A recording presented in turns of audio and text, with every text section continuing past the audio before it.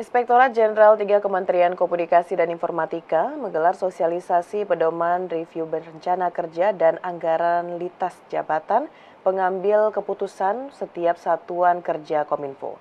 Perumusan pedoman ini dalam rangka implementasi proyek perubahan penguatan review rencana kerja dan anggaran untuk meningkatkan efektivitas, efisiensi, dan akuntabel.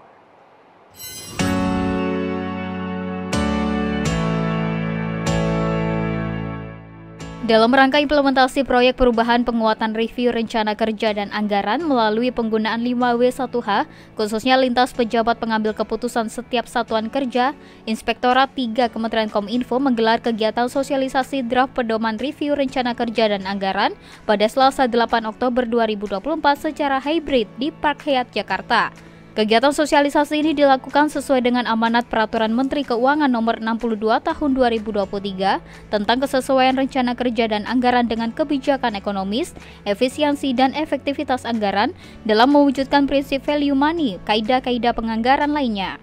Pengendali teknis Auditor Madya Inspektorat 3 Kementerian Kominfo Muhammad Misbahuddin mengatakan, pedoman ini akan difokuskan pada output dan sasaran kegiatan yang direncanakan oleh unit kerja, sehingga kerangka acuan kerja dapat menjadi acuan untuk meyakini secara terbatas bahwa informasi dalam rencana kerja anggaran yang telah disusun berdasarkan kebijakan efektivitas anggaran dalam mewujudkan prinsip value for money. Output yang akan dihasilkan ini kan sebenarnya yang menentukan nanti berapa anggaran yang harus dikeluarkan oleh negara gitu. Output sendiri nanti juga harus berguna gitu kan. Makanya tadi ada konsep efisiensi gitu ya. Makanya efektivitas, ada konsep efektivitas. Jadi bagaimana KAK ini nanti berguna bagi pencapaian sasaran-sasaran kegiatan, sasaran program, sasaran strategi sampai nanti ujungnya di sasaran nasional. Jadi ini memang mungkin kalau skalanya kecil, tapi sebenarnya kalau kita jalankan bersama-sama, insya Allah dampaknya akan besar.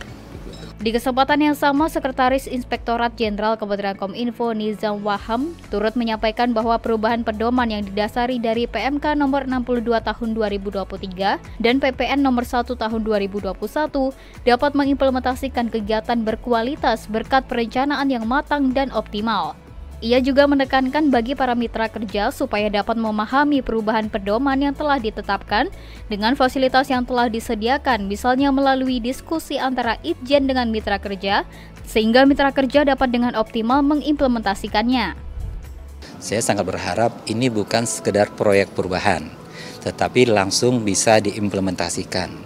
Nah, butuh sosialisasi, butuh diskusi, butuh FGD dengan mitra kerja.